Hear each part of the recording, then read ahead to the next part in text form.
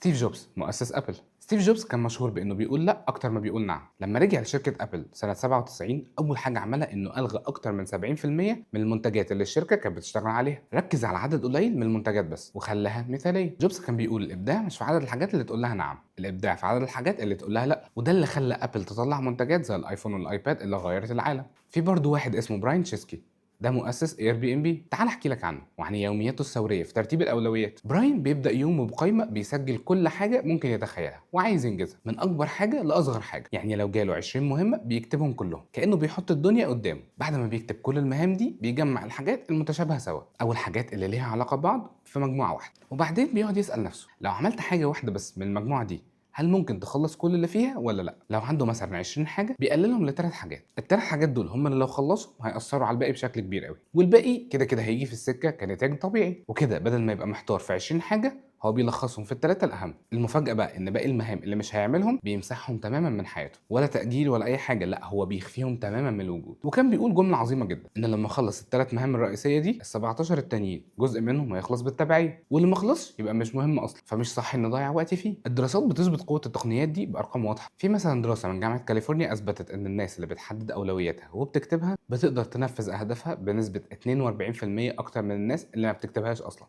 وفي دراسه اتعملت من فتره على طريقه براين تشيسكي، وبالمناسبه هي ليها اسم علمي وهو الكتر الزمنيه او التايم بلوكينج، اللي هي تلخيص المهام، وان يكون في ثلاث مهام واضحه لليوم مع تنظيم وقت مناسب لكل مهمه منهم. والدراسه دي اثبتت زياده في الانتاجيه بنسبه تصل الى 80% في اقصى حالاتها، وبتقلل التوتر بنسبه 31%، وبتقلل التشتت بنسبه 23%. وبرضه في دراسه قالت ان الناس اللي بتقول لا للمهام الغير مهمه بتنجز الاهداف المهمه بنسبه 65% اسرع من الناس التانيه. في ابحاث تانيه بقى اثبتت ان التركيز على هدف واحد بدل المالتي تاسكينج او تعدد المهام بيحسن الاداء بنسبه 50% ويقلل الاخطاء بنسبه 40%. في دراسه تانية بقى كده مختلفه كانت من جامعه كاليفورنيا، لقت ان الشخص العادي بيحتاج تقريبا 23 دقيقه و15 ثانيه عشان يرجع يركز بعد ما بيتقطع عليه تركيزه. ده معناه ان كل مره هتسيب شغلك عشان ترد على رساله او تشوف ايميل انت بتضيع تلت ساعه من وقت تركيزك عشان ترجع تاني تشتغل بتركيز. النتائج اللي وصل لها سيف وداليا وادم ما كانتش مجرد تحسن بسيط، كانت تعتبر تغيير جذري في حياته. سيف دلوقتي بيخلص شغله في 7 ساعات بدل 12 ساعه، وعنده وقت لنفسه ولاهله ولحياته الشخصيه. داليا ضاعفت دخلها وبقت اسعد في شغلها. ادم دلوقتي بقى مطور ويب محترف ولقى شغل في شركه كبيره جدا.